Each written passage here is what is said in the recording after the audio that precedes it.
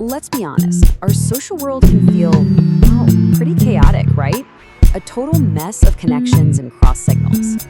But what if I told you that underneath all of that, there's a hidden physics to it all, a set of rules? Today, we're gonna map it out. You know the feeling. Sometimes you just click with someone. The conversation flows, it's easy. And other times, it's like pulling teeth. So what is going on there? What are the invisible forces that shape every single meeting, every party, every first date we ever have? Well, here's the thing. It's not just random chaos. We can actually take that tangled web of interactions and see it for what it is. A system.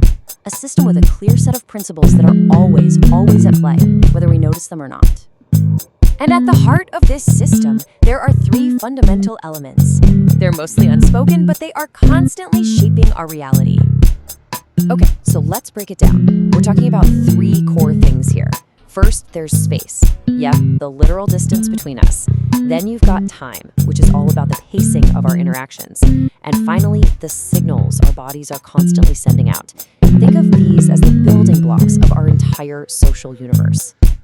So let's jump right in with our first element, space. It is absolutely wild how much the physical distance between people can say. Honestly, it's often way more than our words ever could.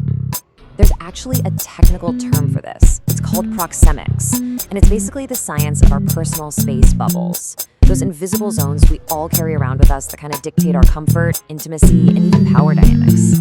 You know that feeling when a stranger stands just a little too close on the bus? Yeah, that's proxemics kicking in. We all instinctively operate inside these zones, which were actually mapped out by an anthropologist named Edward T. Hall. You can picture them like invisible rings around you. That outer ring, that's your social zone, perfect for acquaintances. But if someone crosses into that closer, personal zone without an invitation, whoa, that changes the entire dynamic. It's either a move towards connection or a signal of aggression. All right, next up is time. This is a big one. It's an element that can signal priority, power, and connection, all without you ever having to say a single word. The science here is called chronemics, and it dives into how the timing of our actions sends these incredibly powerful, unspoken messages. I mean, just think about a business meeting. Who has to wait for whom to show up? That right there is a power dynamic, and it's communicated purely through the use of time. And this slide, this is a reality we all live every single day. You send a text, you get that lightning fast reply back. How does that feel? It makes you feel important, right? Like a priority. But what about a reply that takes hours or even days? That sends a completely different message, doesn't it? It's all about value and status. It's a silent negotiation happening in our pockets constantly. This brings us perfectly to our final element, the physical signals our bodies send out, often whether we want them to or not.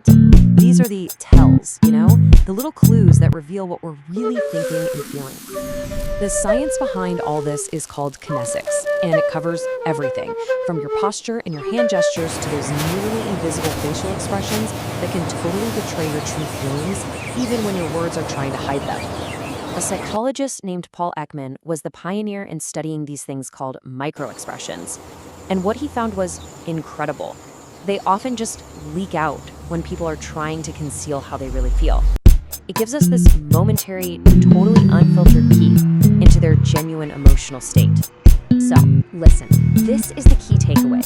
If you can learn to spot these little signals, you can start to decode the hidden emotional layer in any conversation. Just look at this table. See that unilateral lip raise? That's not just a smirk. That is the universal sign for contempt. It's basically saying, I think I'm better than you. Or a wrinkled nose when you present a new idea? That's disgust, not just disagreement. This is the real conversation happening just beneath the surface. Okay, so let's see how these three elements, space, time, and signals, all come together in the real world, in these little social laboratories that we find ourselves in every day. Now, some systems, like those developed by so-called pickup artists, try to consciously manipulate these signals. They use very specific timing, spatial positioning, and body language to try and increase their probability of success in dating. But as many women will tell you, it often comes across as really inauthentic, and it just fails to create a genuine connection. Now, on the flip side, we can use these exact same elements to create distance. And as you can see from this chart, pretty much nothing works better than putting on headphones. It is the near universal do not disturb sign. It's incredibly effective. Looking busy on your phone is a close second. These are really powerful, intentional signals that say, I am unavailable. And the ultimate goal of using this kind of strategic distance is something security professionals call the gray man technique. The idea is to signal unavailability and just match the crowd's average behavior, so you essentially vanish from the social radar. You become strategically inconspicuous.